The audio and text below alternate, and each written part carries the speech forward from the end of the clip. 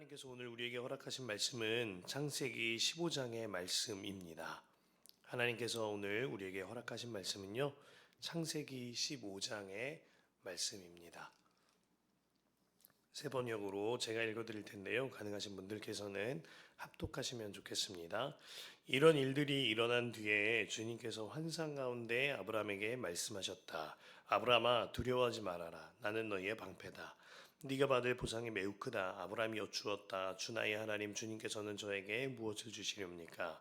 저에게는 자식이 아직 없습니다. 저의 재산을 상속받을 자식이라고는 다마스쿠스 녀석 엘리에셀 뿐입니다. 주님께서 저에게 자식을 주지 아니하셨으니 이제 저의 집에 있는 이 종이 저의 상속자가 될 것입니다. 아브라함이 이렇게 말씀드리니 주님께서 그에게 말씀하셨다. 그 아이는 너희의 상속자가 아니다. 너희의 몸에서 태어날 아들이 너희의 상속자가 될 것이다. 주님께서 아브라함을 데리고 바깥으로 나가서 말씀하셨다. 아들을 쳐다보아라. 하늘을 쳐다보아라. 네가 셀 수 있거든. 저 별들을 세어보아라. 그리고는 주님께서 아브라함에게 말씀하셨다. 너희의 자손이 저 별처럼 많아질 것이다. 아브라함이 주님을 믿으니 주님께서는 아브라함이 그런 믿음을 의로 여기셨다. 하나님이 아브라함에게 말씀하셨다. 나는 주다. 너에게 이 땅을 주어서 너의 소유가 되게 하려고 너를 바빌로니아의 우르에서 이끌어내었다. 아브라함이 여쭈었다. 주 나의 하나님, 우리가 그 땅을 차지하게 될 것을 제가 어떻게 알 수 있습니까? 주님께서 말씀하셨다. 나에게 3년 된 암송아지 한 마리와 3년 된 암염소 한 마리와 3년 된 순양 한 마리와 산비둘기 한 마리와 집비둘기 한 마리씩을 가지고 오너라. 아브라함이 이 모든 희생 제물을 주님께 가지고 가서 몸통 가운데를 쪼개서 서로 마주보게 차려 놓았다. 그러나 비둘기는 반으로 쪼개지 않았다. 솔개들이 희생 제물 위에 내려왔으나 아브라함이 쫓아버렸다. 해가 질 무렵에 아브라함이 깊이 잠든 가운데 깊은 어둠과 공포가 그를 짓눌렀다. 주님께서 아브라함에게 말씀하셨다. 너는 똑똑히 알고 있거라. 너의 자손이 다른 나라에서 나그네살이를 하다가 마침내 종이 되어서 400년 동안 괴로움을 받을 것이다.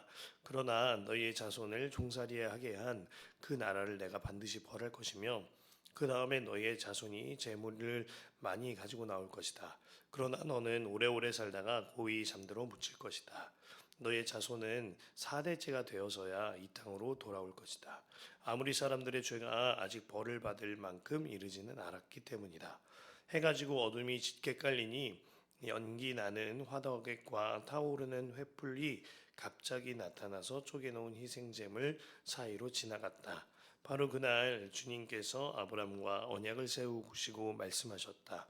내가 이 땅을 이집트 땅 강에서 큰 강 유프라테스에 이르기까지를 너희 자손에게 준다. 이 땅은 겐 사람과 그니스 사람과 간문 사람과 헷 사람과 브리스 사람과 르바 사람과 아모리 사람과 가나안 사람과 기르가스 사람과 여부스 사람의 땅을 다 포함한다. 아멘. 하나님의 말씀입니다.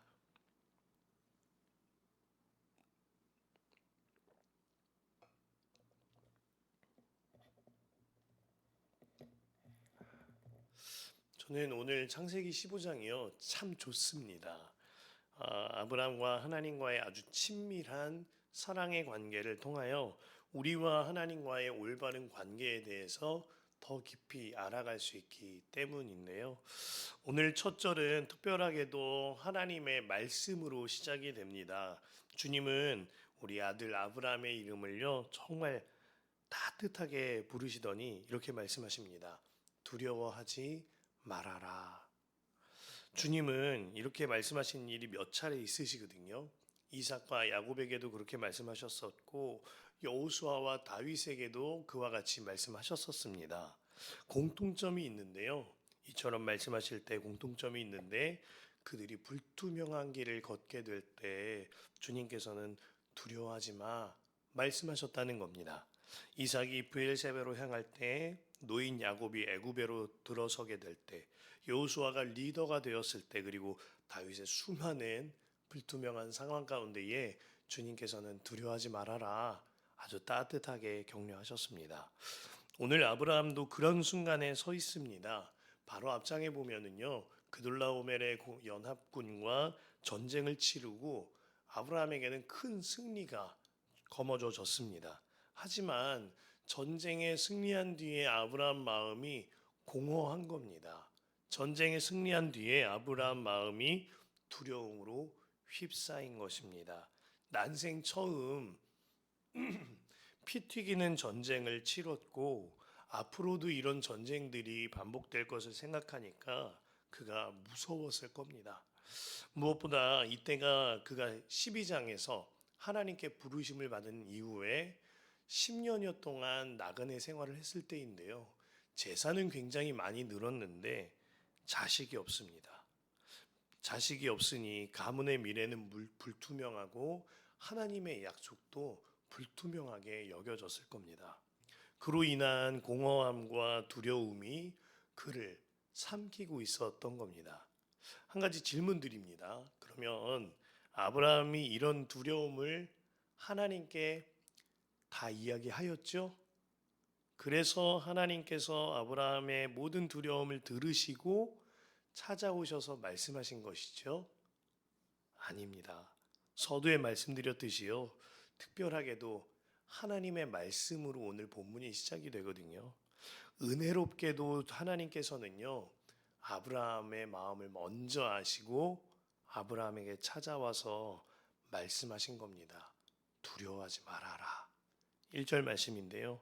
아브라함아 두려워하지 말아라. 나는 너의 방패다. 네가 받을 보상이 매우 크다. 우리도요, 왜 우리 애들 얼굴만 봐도 알지 않습니까? 자녀들이 얼굴 색만 봐도요, 아이고 우리 아들내미 무슨 일이 있나, 우리 딸내미 무슨 일이 있나 싶은 마음이 듭니다. 그런데 우리의 참 부모 되신 하나님께서는요, 오죽하시겠습니까? 하나님은 여러분이 울기 전에, 하나님은 당신이 두려워하시기 전에 먼저 당신의 마음을 아십니다. 그리고 말씀하십니다. 아들아, 딸아, 힘드냐? 아들아, 딸아, 두려워하지 말아라. 내가 있단다. 내가 그대의 방패야. 내가 네 상이야. 아들아, 딸아, 내가 다 안다. 우리 주님은요, 절대로 우리를 고아처럼 내버려 두지 않으십니다. 항상 함께하사 말씀하세요. 내가 먼저부터 알고 있었다. 두려워하지 말아라. 중요한 것은 그 말씀에 귀 기울이고 그 주님을 우리도 바라보아야 하겠습니다. 저도 하나님의 이러한 마음이 온전히 느껴지기까지 굉장히 어려웠고 오랜 시간 걸렸습니다. 하나님 아버지라고 하는데 저에게 있어서 아버지 상은 일그러져 있었기 때문입니다. 저에게 있어서 아버지 하면 떠오르는 이미지는 가정폭력, 외도, 중독, 도박 이런 것이 저에게 형성되어 있는 아버지 상이었습니다. 그로 인하여서 하나님 아버지라고 하면 좀 이 바다와 저 바다 같은 머나먼 이야기 혹은 마음이 무거운 이야기처럼 여겨졌습니다. 그래서 저는 하나님과의 관계가 잘못 설정되어 있었는데요. 하나님 아버지 하면 아주 무서운 하나님, 율법적인 하나님, 엄한 하나님, 징벌하기만 하는 하나님, 이렇게 이해되곤 했습니다. 그래서 하나님 앞에 기도하거나 하나님 앞에 나아갈 때도 나의 허물이나 나의 마음들은 다 꽁꽁 숨겨놓고 지냈던 것이 저의 신앙생활이었습니다. 그리고 하나님 앞에서도 교회에서도 다 숨기고 덮고 거룩한 척 살아가는 게 신앙생활이라고 생각했습니다. 그런데요, 성경을 보면 볼수록 우리 하나님은 나를 진짜 사랑하시는 참 부모된 하나님이십니다. 우리 하나님은 저보다 저 마음을 먼저 아시고 두려워하지 말아라. 아브라함에게 말씀하셨듯이 제게도 말씀하시는 주님이셨습니다. 그래서 이 같은 말씀을 주신 겁니다. 제가 정말 사랑하는 성경 구절인데요. 요한복음 3장 16절 하나님이 세상을 이처럼 사랑하사 독생자를 주셨으니 이는 그를 믿는 자마다 멸망하지 않고 영생을 얻게 하려 하심이라. 아멘. 이슬기 전도사 또 저 구절이네. 또 저 말씀이네 하실 분들 계실지 모르겠는데요. 그런데 한 구절이 더 있습니다. 바로 뒤에 구절인데요. 17절에 이렇게 기록됩니다. 하나님이 그 아들을 세상에 보내신 것은 세상을 심판하려 하심이 아니요 그로 말미암아 이 세상이 구원을 받게 하려 하심이라. 하나님 아버지의 본심은요, 심판이 아니라 구원입니다. 하나님 아버지께서는 우리를 구원하시고 우리를 사랑하시고자 독생자까지 아끼지 않으셨던 것입니다. 저는 오늘 1절 말씀을 붙들고요. 그 하나님의 마음을 아는 자의 기도를 올려드렸으면 좋겠습니다. 아브라함의 마음을 다 아신 주님, 아브라함을 먼저 찾아오셔서 어르고 달래신 그 은혜의 주님, 주님, 저도 다 아시지요. 제 마음 다 아시지요. 주님, 저도 이제 주님 앞에 숨기지 않을게요. 제 마음을 받아주십시오. 이렇게 기도가 일어났으면 좋겠습니다. 그건 아십니까? 주님의 마음을 깨달으면요, 내 마음이 녹습니다. 얼음이 녹아야 물이 되어 흐르듯이 말입니다. 내 마음이 녹아야 내 마음이 눈물이 되어 흐르는 것입니다. 그래서 주님 앞에 흘리는 내 눈물은요, 주님 앞에서 내 마음이 녹았다는 증거인 것입니다. 아브라함이 그랬거든요. 저는 오늘 2절 말씀의 아브라함이요, 진짜 순수하고 참 좋은 믿음이다 하는 마음이 듭니다. 2절 말씀 보면 아브라함이 여쭈었다. 주 나의 하나님, 주님께서는 저에게 무엇을 주시렵니까? 저에게는 자식이 아직 없습니다. 저희의 재산을 상속받을 자식이라고는 다마스쿠스 녀석 엘리에셀 뿐입니다.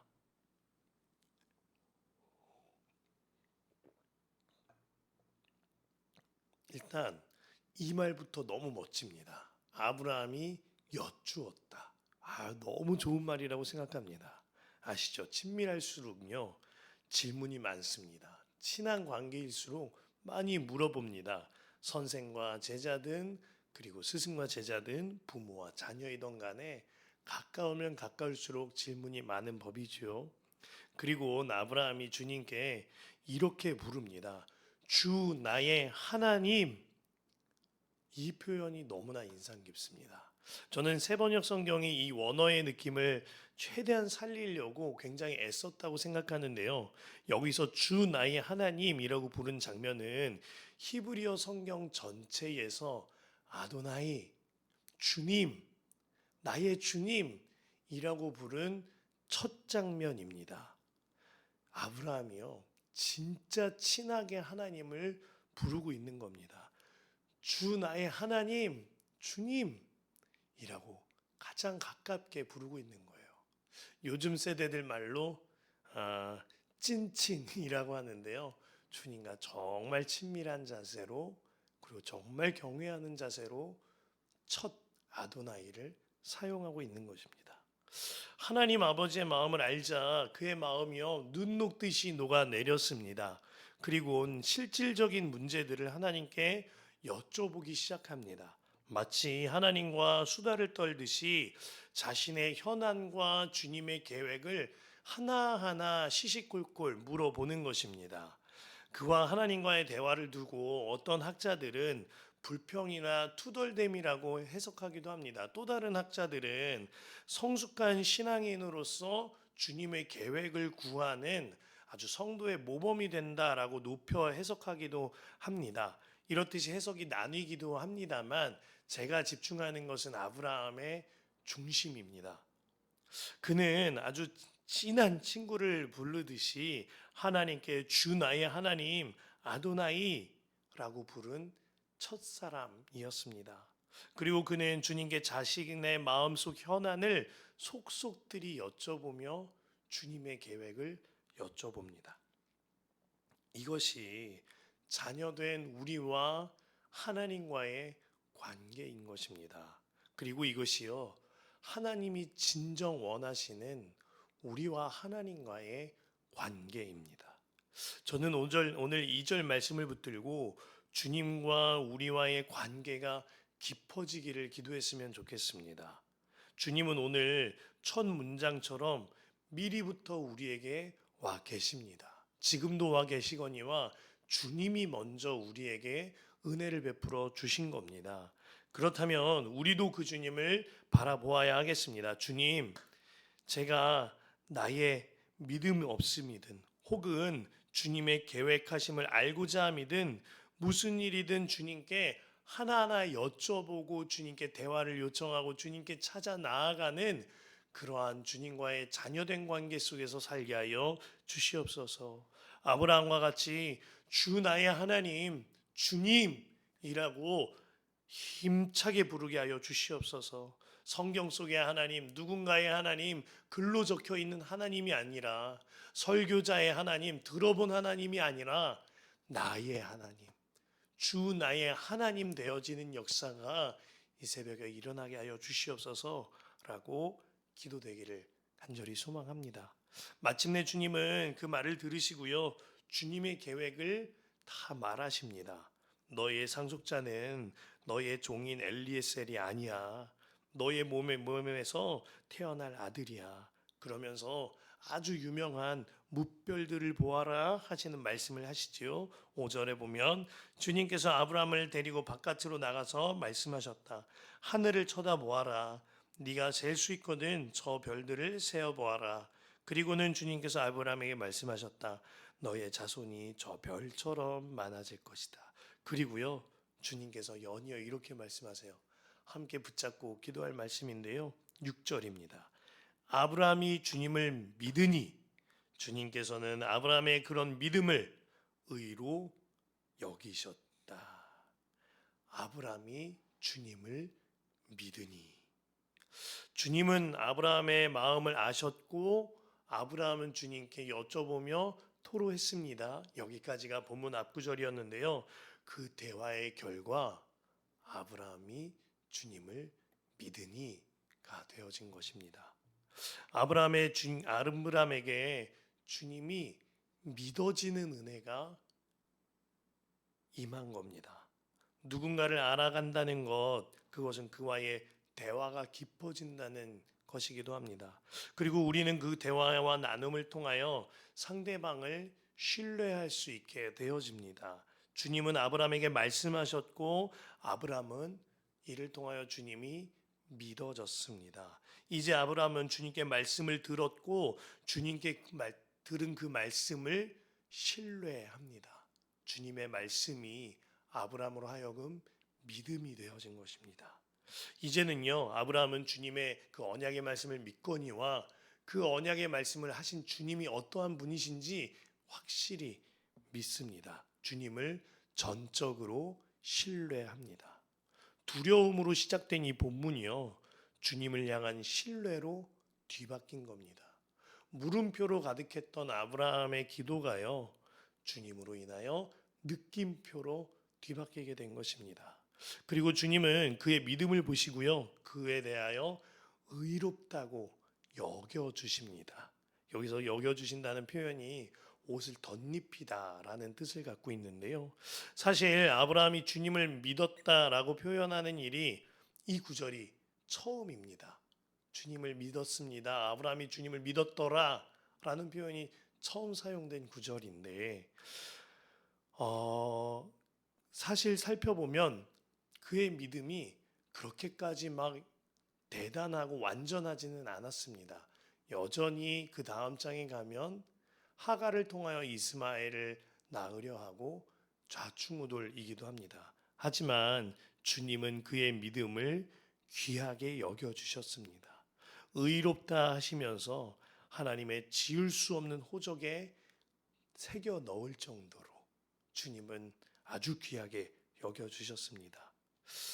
이후에 하나님께서는 재물을 둘로 갈라두라고 하십니다. 여기서 3년 된 재물들을 말씀하시는데 이제 성체가 된 완전체가 된 재물들을 말씀하시는 겁니다. 그리고 둘로 갈라두는 의미는 어느 한쪽이 언약을 깨면 그도 이와 같이 찢겨지고 갈라질 것이다 라는 무서운 의미의 언약이었는데요. 그런데 하나님께서는 그 두 사이를 하나님께서만 횃불로 지나가십니다. 이 언약을 체결하는 것은 불완전한 사람이 아니야. 이 언약을 체결하는 사람은 하는 자는 바로 나야 하시는 하나님의 전적인 은혜의 언약인 것입니다. 하나님께서 말씀하시는 겁니다. 내가 지킬 것이고 내가 체결한 거야. 주님의 확증인 겁니다. 정말 주님께서는 아브라함의 일생 동안뿐만이 아니라 그를 통하여 예수 그리스도가 오게 하심으로 언약하신 이 언약을 영원토록 성취하셨습니다.